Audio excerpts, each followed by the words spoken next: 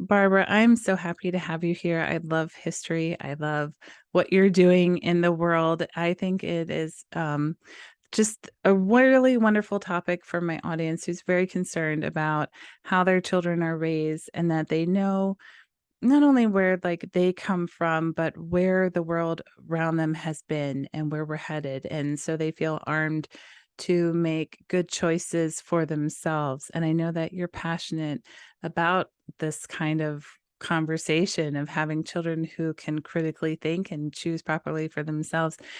You have so much to share, but tell me a little bit how you got into this work that you're doing now with these books about history and everything else that you're doing. Well, my two passions are history and education.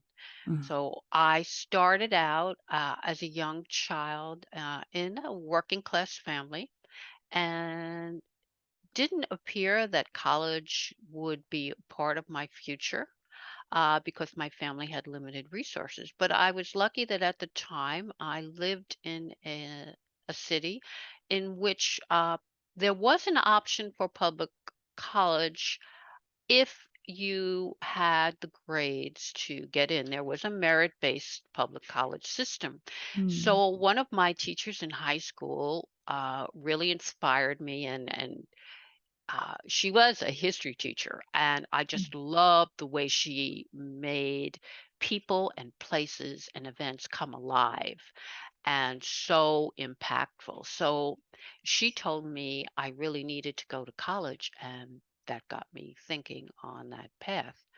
And I did just that. I worked really hard, got into my first choice, went to college, put my nose to the grindstone, and even got a scholarship for graduate school. So there I was. I Wow. was a major in history, got degrees undergraduate and graduate in history.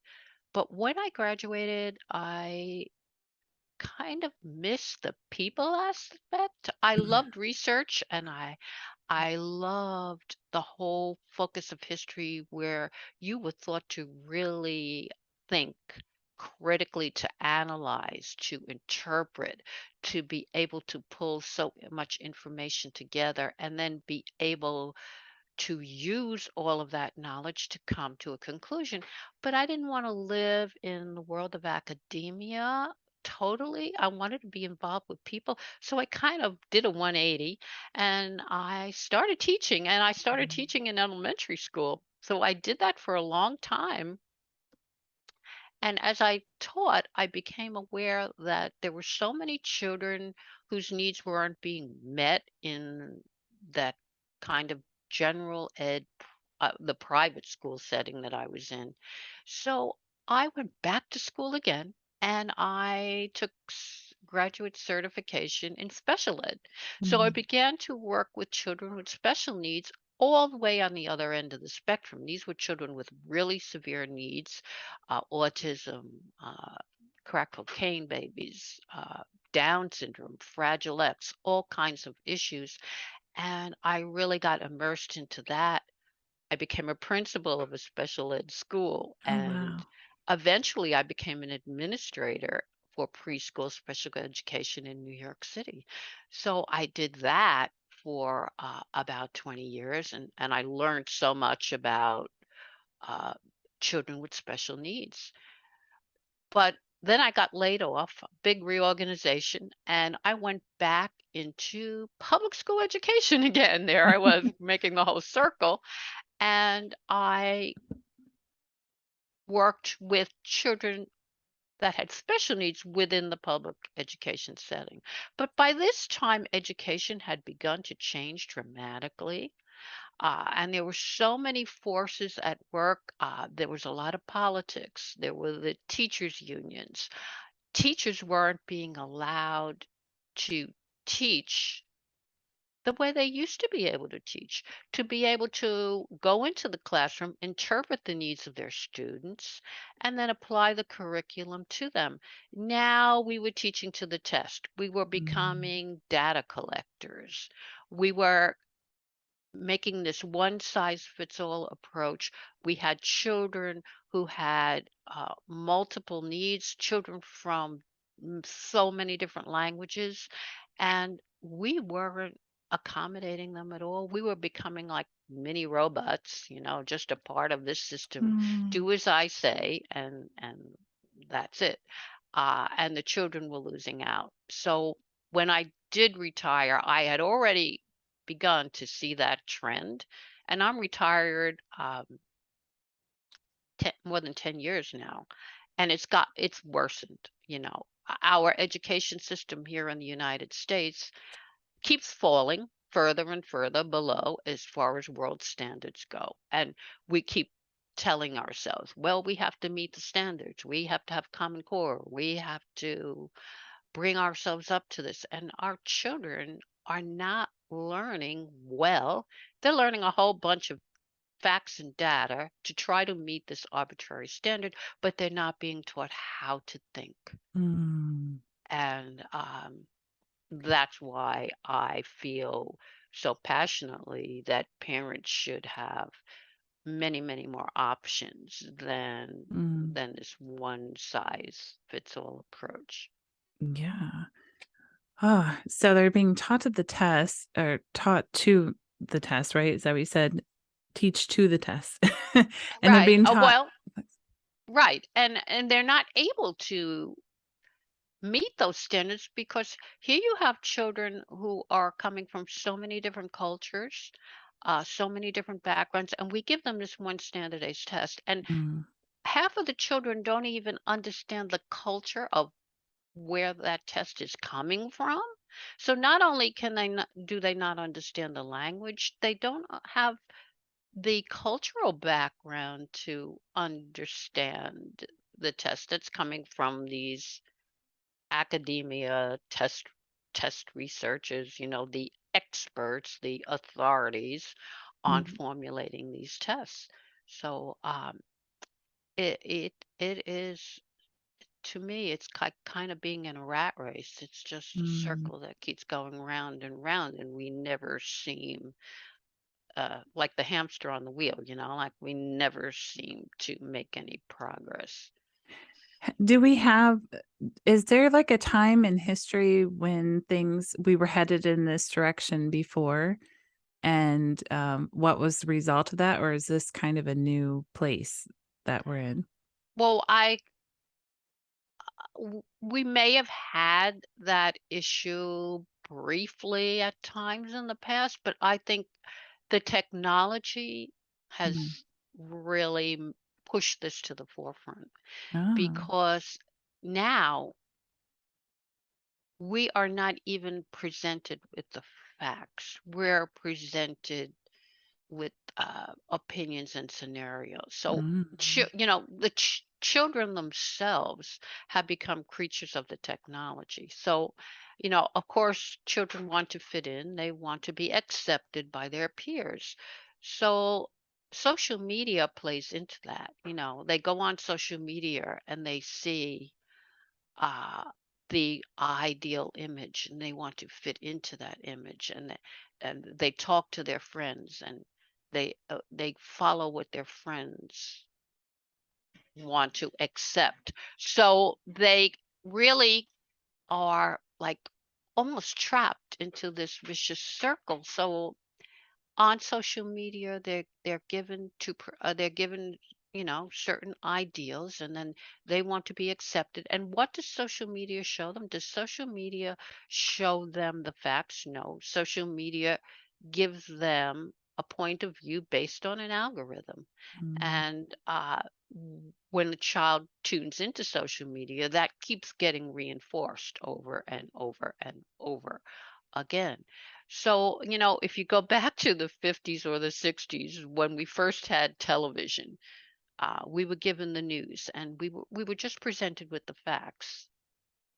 That's the way it is, the Walter Cronkite type of thing.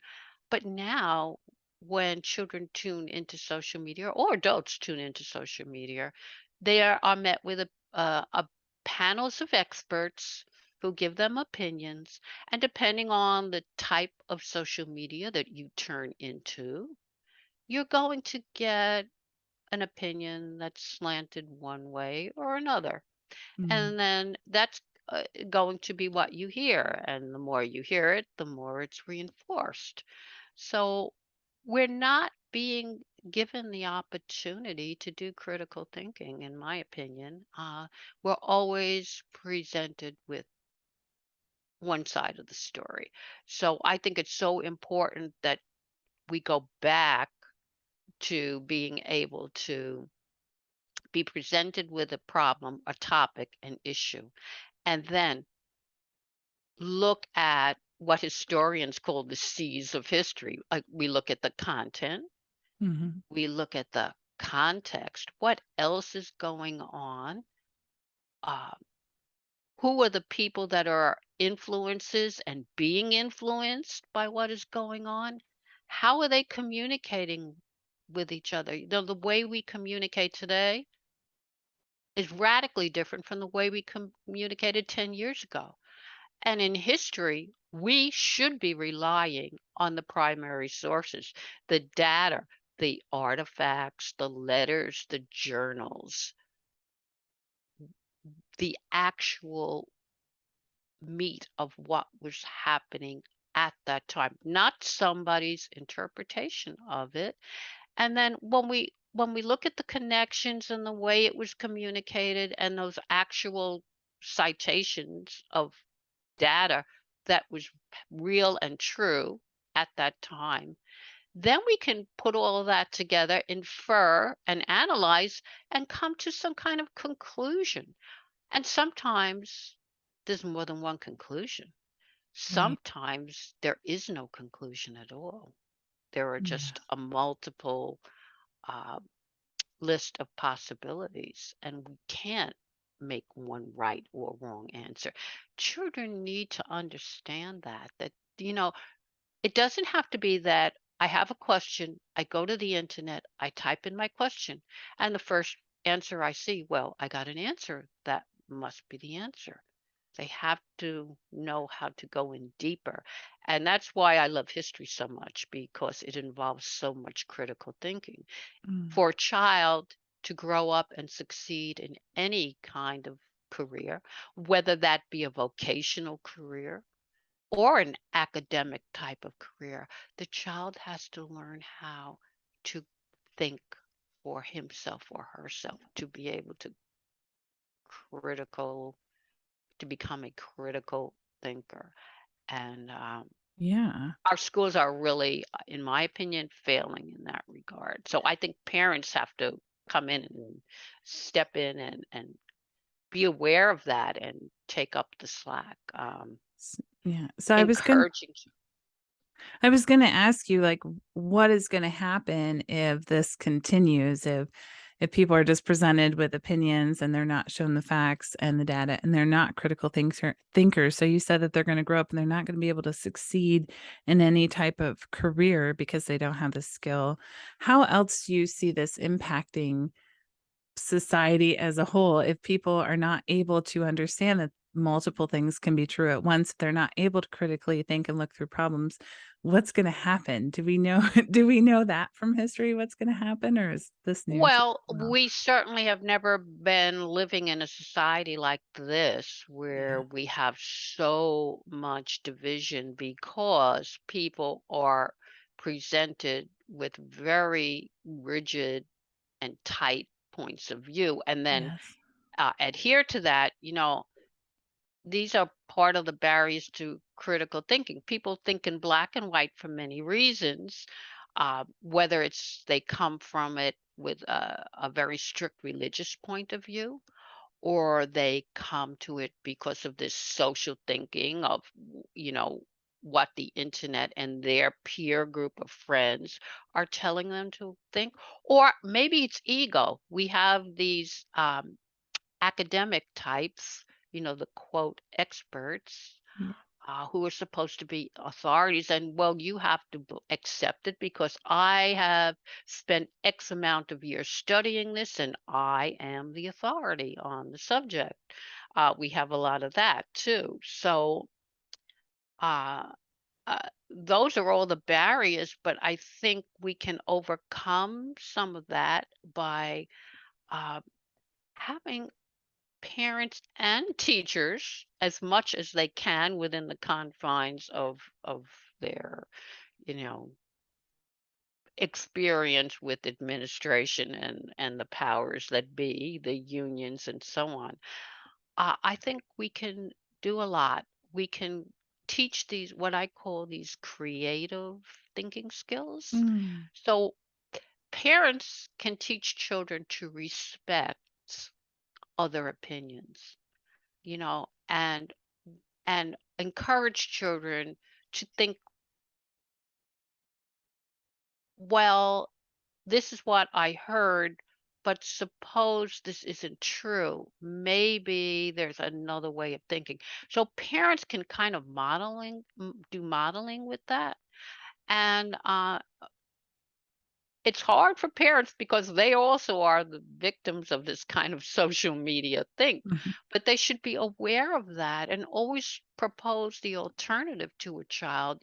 Be honest with them and say, well, a lot of people think this, but maybe they're not right. There could be another side. Show compassion for people that think differently. Try not to be so narrow-minded. Um, Teach children to be grateful for the things that they have and appreciate that there are always other people who are worse off than they are. So there are all, even if things look bad, we can always, like my character does, she always looks on the bright side of things wearing Mm. the rose-colored glasses, but positive thinking, encouraging positive thinking within children. You know, always look there's always something better that could be had from what's going on, and Oh, yeah. teach them um also forgiveness and humility. When they're wrong, admit that they're wrong. Mm. It's okay to be wrong. No one is right 100% of the time. And parents have to be very careful with that because, you know, some parents like to see themselves as the quote authority figure. And Yes. for me, I think the most successful parents are those who are more mentors and coaches. They have the ability to listen as well as talk, Yes. and they can tune into their child's feelings. When the child is upset,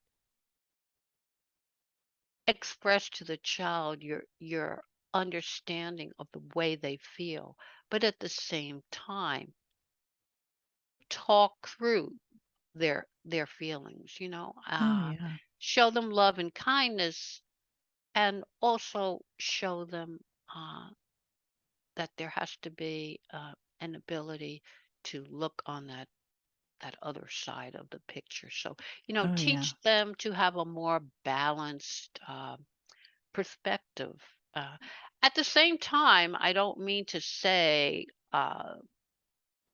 encourage a child to be shy or reticent in any way. I think parents should encourage boldness in their children, encourage them to try new things, even if they fail, because a lot of parents want their children to be successful.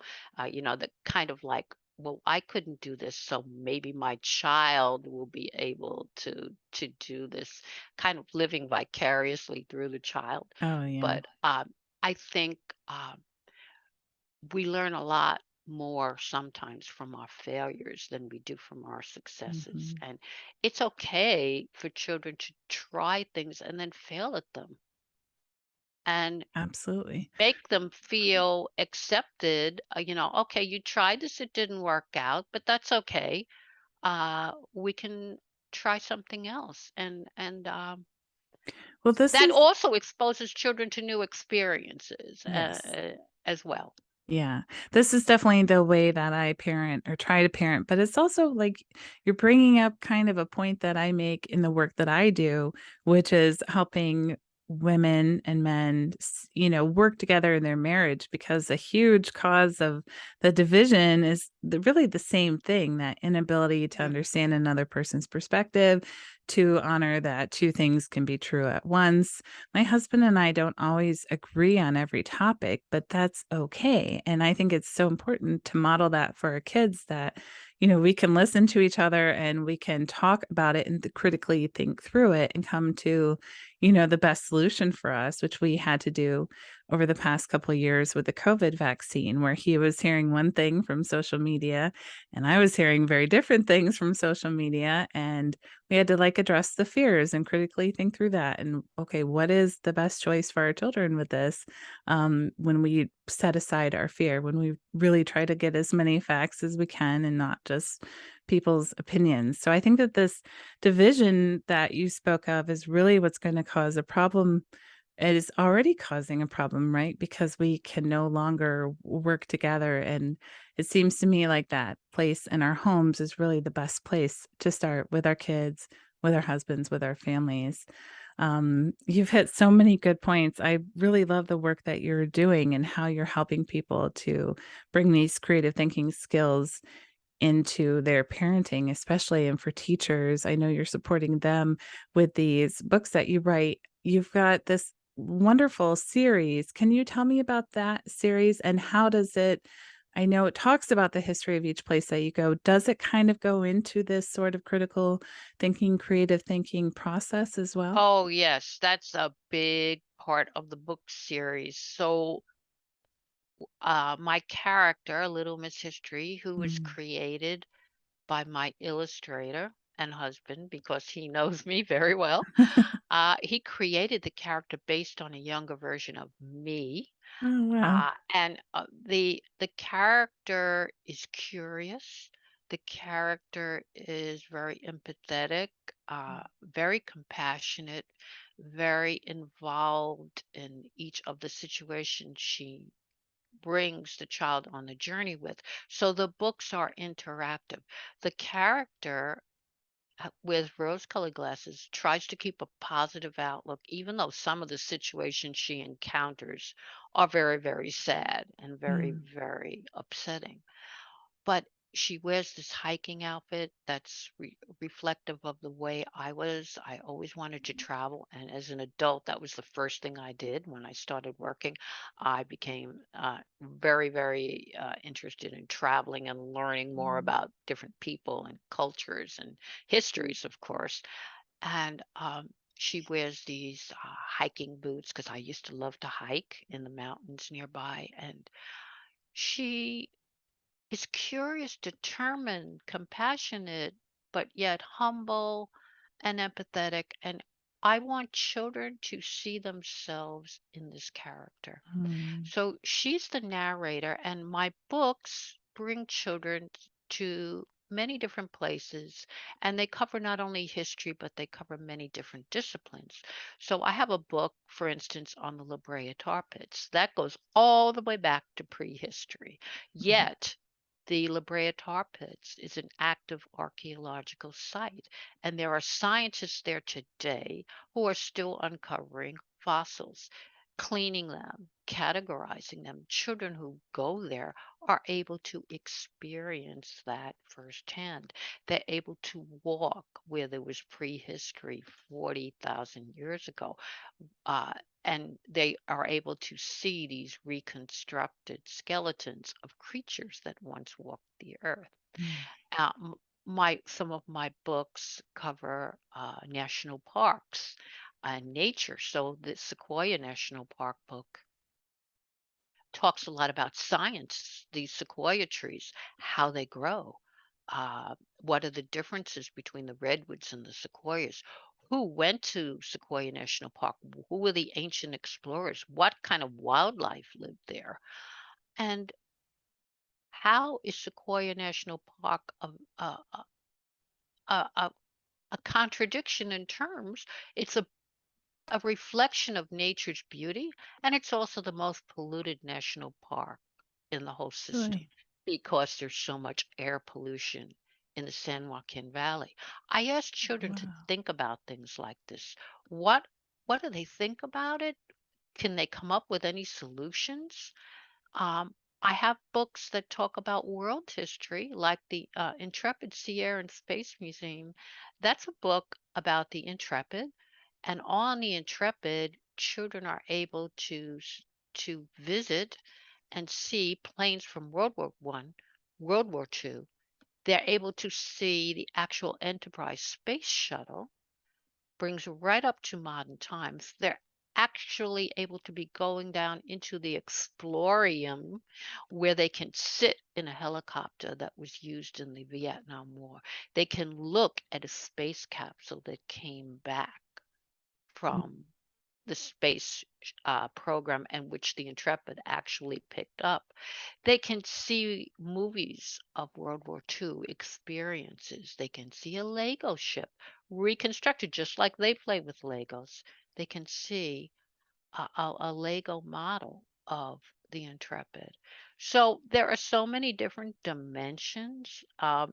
Again, we talk about different kinds of prejudices, like the Mount Rushmore book. We talk about how the land was taken from the Lakota Sioux and how we built this beautiful monument to four presidents of our natural history.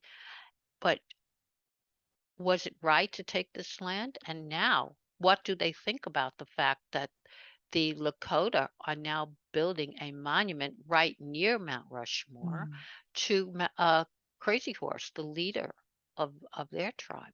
What do they think about that? What do they think about Native American rights? What do they think about the way this played out in history and the way the UN is addressing it today? mm. So, uh, m- my And North Pole book is another one that covers many different aspects. We talk about the 8 countries that have territory in the Arctic. We talk about literature and the whole Santa Claus story. We talk about the fact that the night before Christmas, 'tis the night before Christmas, may not have been written by the person that we think it was written by. uh-oh. So there are all kinds of questions and dimensions that I try to bring forth uh, and encourage children to think critically about. That's wonderful. Well, I was just gonna ask you if you could buy your books, like, on location at these sites. So with the exception of the North Pole one, anyway, like, because I love to take the kids when I was sharing with you before I was homeschooled, and one of the things my mom did that was just marvelous was she took us to so many places, and then she'd go in the gift shop and get more materials for further learning and stuff.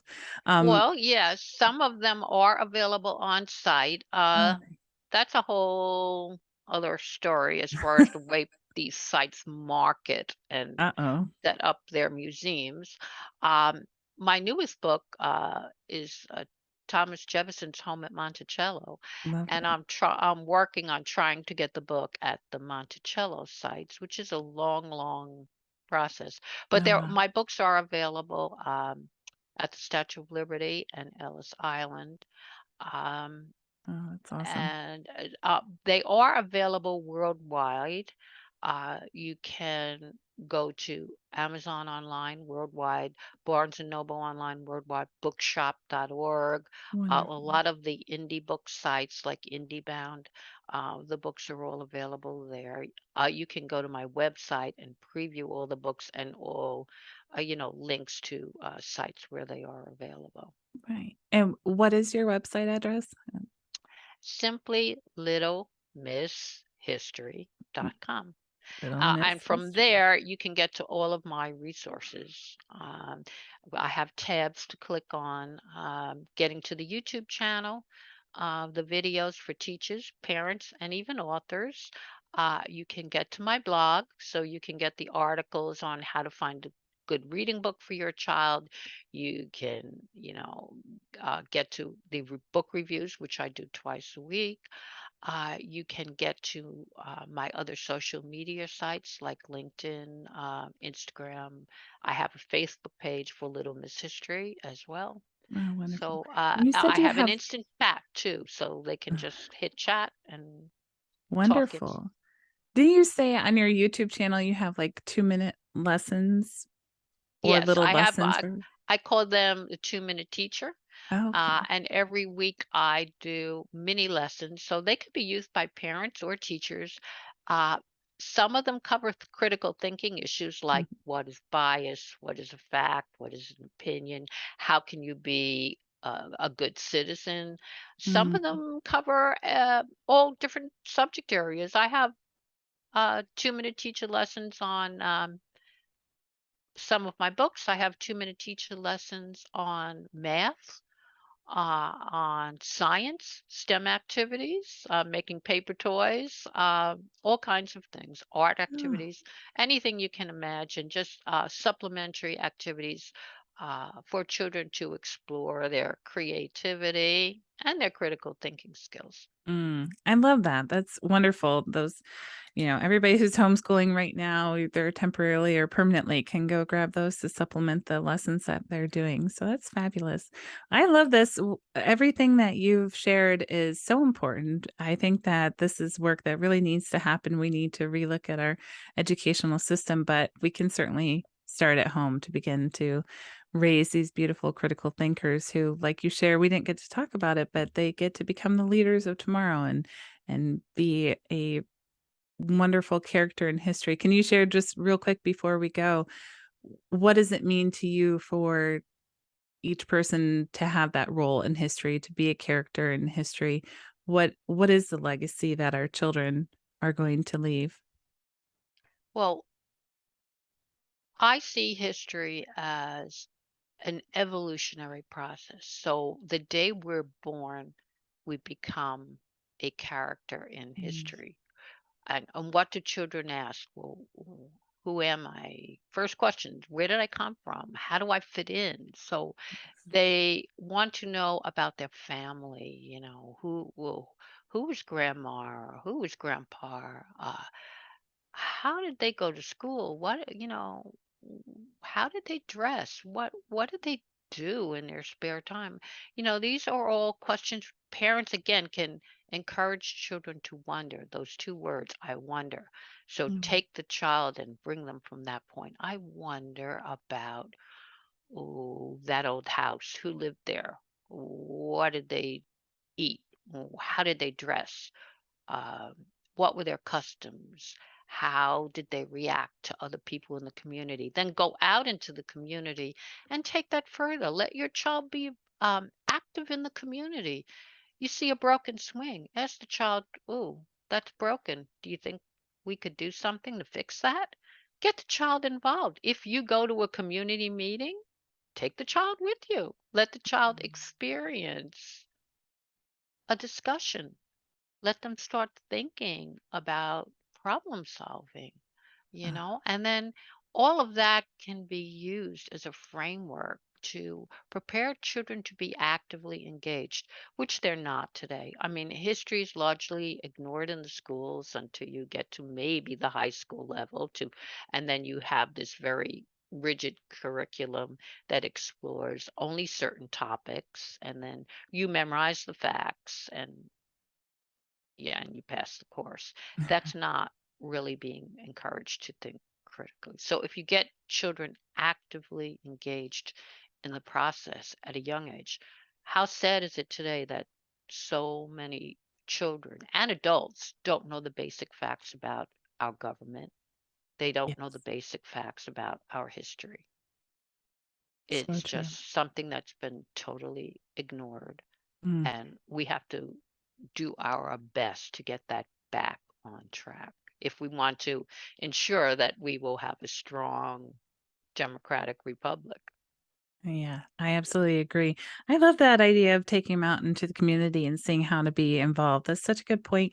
And the talking about our cultures and where we come from and everything gives us such a grounded sense of belonging that I think has been kind of missing for even my generation, the millennials and going forward. So it's something that we absolutely need to put our time into.